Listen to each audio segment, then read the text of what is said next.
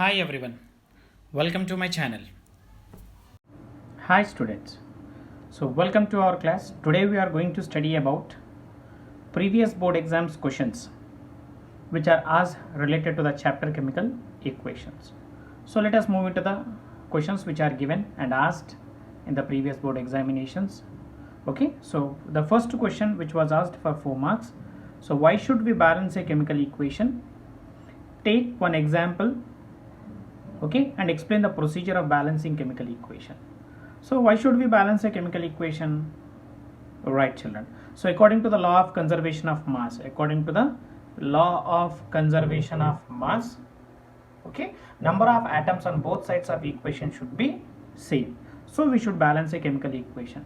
So he's asking you, okay, and explain the procedure of balancing chemical equations. The next question is about N2 plus O2 gives rise to 2NO. It was asked in 2015. So what information we get from the above equation? So children, what information we get from the above equation? We get it is an endothermic reaction. Okay, so what is endothermic reaction? A reaction in which heat is absorbed. So similar question, the possibility of asking C plus O2 gives rise to CO2.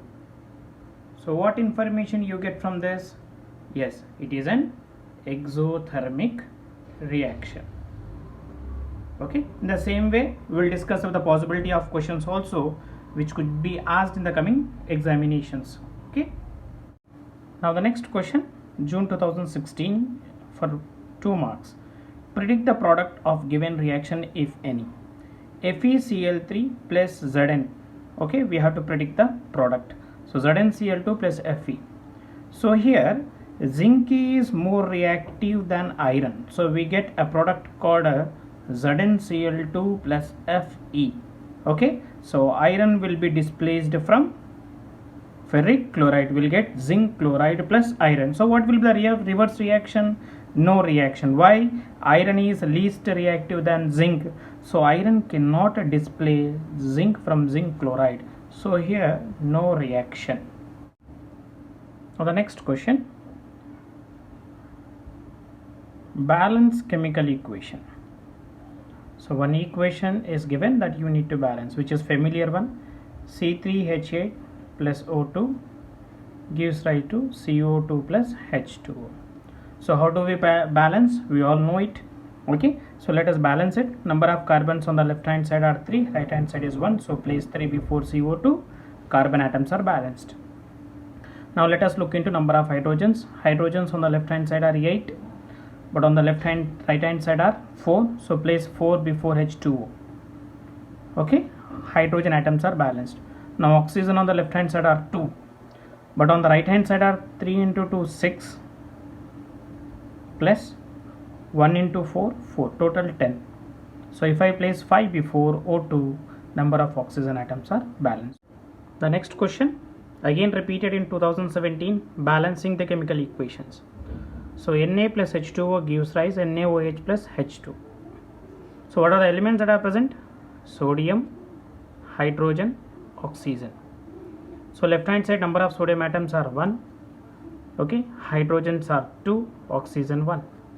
On the right hand side number of sodium atoms 1, hydrogens are 3, and oxygens are 1. Now let us balance it. So it is an unbalanced chemical equation. So when we balance a chemical equation, first we need to balance metals, then non-metals, then hydrogen and oxygen. So here we have a metal sodium. So number of sodium atoms on left hand side are 1, right hand side 1, so it is already been balanced. Now hydrogens are 2 on the left hand side, 3 on the right hand side, so place 2 before NaOH. Now number of hydrogens become 4, but number of hydrogens on the left hand side are 2, so if you place 2 before H2, now number of hydrogens become 4, they are equal. Okay, now finally count number of oxygen atoms. Oxygen atom on the left hand side are 2 now. Why? Because we have placed a 2 before H2O, so number of oxygen count changes. Now our number of oxygen are 2. Okay, and let us count the number of oxygen on right hand side are also 2. Okay, So balanced chemical equation is this. But whereas after balancing this, number of sodium atoms are also changing. Number of sodium atoms on the left hand side are 1, but on the right hand side are 2. Okay, so you place a 2 before Na. Number of sodium atoms are balanced. So balanced equation is 2Na plus 2H2O gives rise to 2NaOH plus H2. So students, you have to remember, while balancing chemical equation, you should not change the formula. Okay, so you have to add only number as coefficients wherever is required. In a required number, you have to add those number as a coefficients. You should not change the formula. That is very important concept. So one more question asked, K2CO3 plus HCl gives rise to KCl plus CO2 plus H2O. So elements are potassium, carbon, chlorine, hydrogen, oxygen. Order, you have to remember order: metal, non-metal, hydrogen, oxygen. Okay, now number of potassium on left hand side 2, right hand side 1, carbon 1 on the left hand side, 1 on the right hand side, chlorine 1 on the left hand side, 1 on the right hand side, hydrogens 1 on the left hand side, 2 on the right hand side, oxygen 3 on the left hand side, 3 on the right hand side. It's an unbalanced equation. So let us first balance potassium.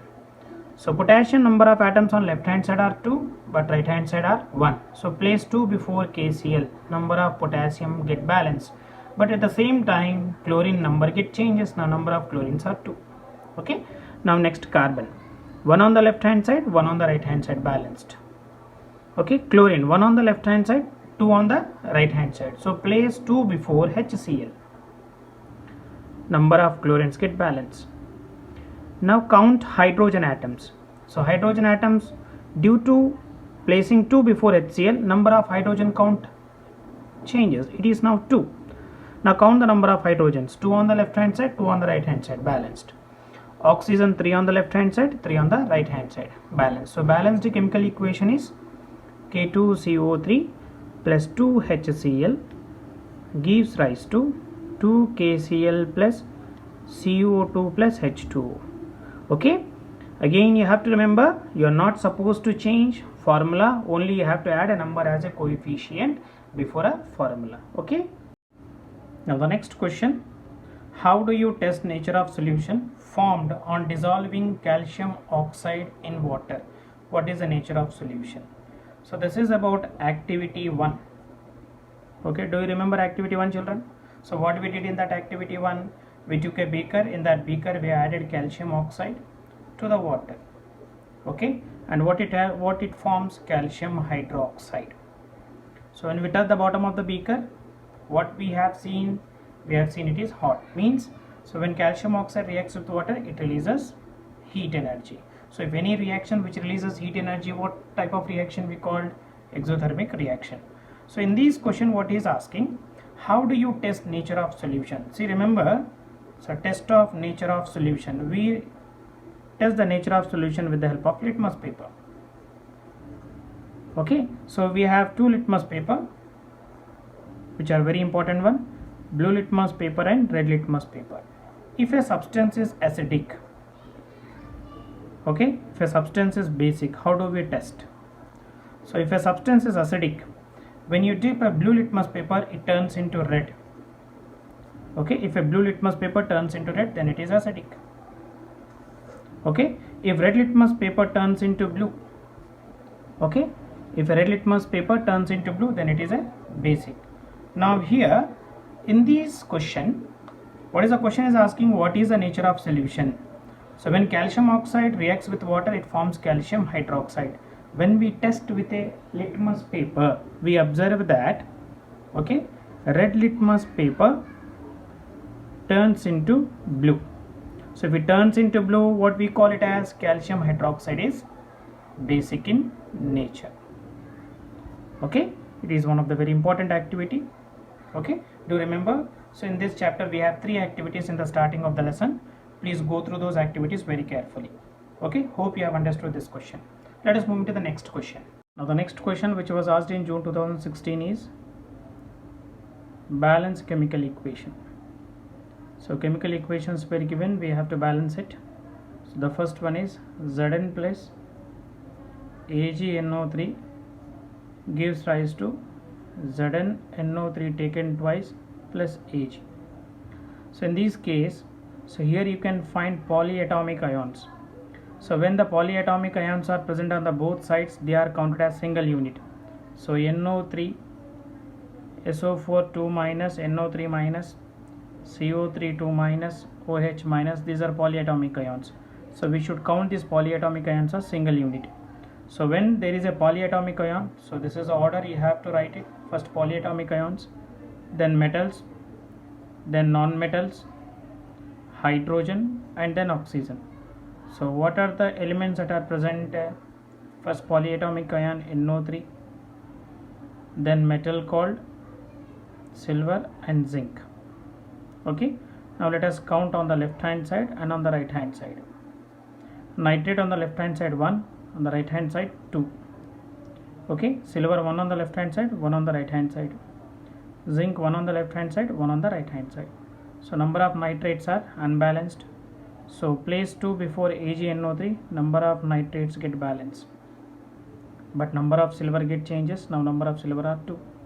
So place 2 before Ag, so number of silver also get balanced. So balanced equation is Zn plus 2AgNO3 gives rise to ZnNO3 taken twice plus 2Ag. Remember children, when there is a polyatomic ion like NO3 minus, SO4 2 minus, CO3 2 minus, OH minus on both sides, then we should count these as single unit. Then the order will be, this is the priority order: polyatomic ions, metals, non-metals, and hydrogen and oxygen. This is how we need to balance. Okay, so next one more question which was asked: Fe2O3 plus C gives rise to Fe plus CO2. Again, the elements which are present on the left hand side and right hand side, we have to write it down. Elements are iron, copper, oxygen. This is in priority order. So iron on the left hand side are 2, right hand side 1, carbon 1 on the left hand side, 1 on the right hand side, oxygens 3 on the left hand side, 2 on the right hand side. So in this case, okay, number of irons are 2 and 1, but oxygens are 3 and 2. So if I first, let us balance oxygen. Why? Because number of atoms are more in this case. It's a simple equation. So oxygens are 3 on the left hand side, 2 on the right hand side. Okay, so if I place 2 before Fe2O3, number of oxygen becomes 6. If I place 3 before CO2, now number of oxygens on the right hand side becomes 6. It is balanced. But number of iron get changes. Number of irons are 4 now. Okay, and here 1. Is it clear? So if I place 4 before Fe, now number of irons are also balanced. Number of carbon are 1 on the left hand side, 1 on the right hand side. So balanced equation is, okay, sorry, number of carbons are 3 on the left hand side. Okay, so if I place 3 before C, number of carbon also get balanced. So balanced equation is 2Fe2O3 plus 3C gives rise to 4Fe plus 3CO2. This is a balanced chemical equation. Okay, hope you are understanding this. The next question which is asked under balancing equation is Fe2O3 plus C gives rise to Fe plus CO2. Okay, now the elements which are present on the both sides of equation are iron, carbon, oxygen. Okay, let us count the number of atoms on both sides. Okay, 2 atoms of iron, 1 atom of iron on the right hand side, carbon 1 on the right hand side and 1 on the left hand side, both. Oxygens are 3 on the left hand side, 2 on the right hand side. First let us balance oxygens. Okay, why? Because number of oxygen atoms are more here. So, okay, why? Because it's a simple equation. So if I place 2 before Fe2O3, number of oxygens will become 6. Okay, so if I place 3 before CO2, number of oxygens on the right hand side also becomes 6. Now it is a balanced one. But by placing 2 before Fe2O3, number of iron get changes, it becomes 4. And by placing 3 before CO2, number of carbon changes, now carbon becomes 3. Okay, now balance iron atoms, 4 on the left hand side, 1 on the right hand side. So if I place 4 before Fe, number of iron becomes balanced. Okay, so now number of carbon are 1 on the left hand side, 3 on the left hand side. So if I place 3 before C, number of carbon get balanced. So balanced equation is 2Fe2O3 plus 3C gives rise to 4Fe plus 3CO2. So this is a balanced chemical equation. Okay, so these are the questions which are asked in the examinations regarding balancing chemical equations. Okay, now some other questions which are asked on the previous syllabus. The first one is CaCO3 gives rise to CaO plus CO2. Another equation is given AgBr 2AgBr gives rise to 2Ag plus Cl2. So question is mention the type of reaction. Okay, so if you want to know more about type of reaction, you can watch my previous videos where I have explained about types of chemical reactions. So here in this case, okay, single compound is splitting into two compounds, so I'll call it as decomposition reaction. Okay, and here also single compound is splitting into two compounds, it is also decomposition reaction, but this decomposition reaction takes place in presence of sunlight, so I'll call this as photochemical decomposition reaction. Okay, so what are the different types of reactions that we have? So one is chemical combination. Okay, so what is chemical combination? Where single substance, two substances combine and form a single substance. Second one is chemical decomposition. Third one is chemical displacement, where in that chemical displacement reaction what happens? High reactive element displaces low reactive element. And chemical double displacement. Okay, so what happens in the chemical double displacement? Formation of precipitate takes place. So if you want to know more about these chemical reactions, you can watch my previous videos where I have explained about different types of chemical reactions in detail. Okay, so these are the questions which are asked in the previous examinations. Okay, so let us learn now next what are the questions to be practiced under this chapter for the coming board examinations. What are the important questions of this? So here few questions for the practice are mentioned. The first question is, why should we balance a chemical equation? So what will be the answer, children? Yes, so according to the law of conservation of mass, or number of atoms on the left hand side should be equal to the number of atoms on the right hand side, so a chemical equation to be balanced. So the second one, what are the characteristics of a chemical change? Means how do we come to know that chemical change has taken place? So from the activity 1, 2 and 3 you can clearly understand if there is a release of heat, release of gas, or formation of a precipitate, it clearly shows that a chemical change has taken place. So what happens during a chemical change? A new substance is formed where completely a properties get changes. That happens in a chemical change. Now the next question is, give examples of chemical change which occurs in our daily life. Okay, so what are the examples that you can give? Turning milk into curd, digestion process, photosynthesis process, okay, rusting of iron. All these are the examples of chemical changes that occurs in our daily life. Okay, next, what will happen if chemical equations are not balanced? Okay, so what will happen if chemical equations are not balanced? You have to think it. This is an application. Okay, making hypothesis questions, you have to think it and get the answer. Okay, you please do comment your answers in the comment box where I'll be waiting for your answer about this question. The next one is, explain balancing chemical equation with an examples. Okay, you have to explain in a stepwise manner, which is a 4 marks question, important one. Okay, so to know more about how to balance a chemical equation, you can watch my previous videos. There I have explained in detail about the steps to balance a chemical equation. The next one is, how do we express the gas evolved in a chemical reaction? So how do we express a gas evolved in a chemical reaction? by upward arrow mark. Okay, put down an example, right? Next one. So how do we express the formation of precipitate in a chemical reaction? By downward arrow mark. Okay, next, give an example for exothermic reaction and endothermic reaction. What are the examples of exothermic and endothermic reaction? C plus O2 gives rise to CO2 is an example of exothermic, right?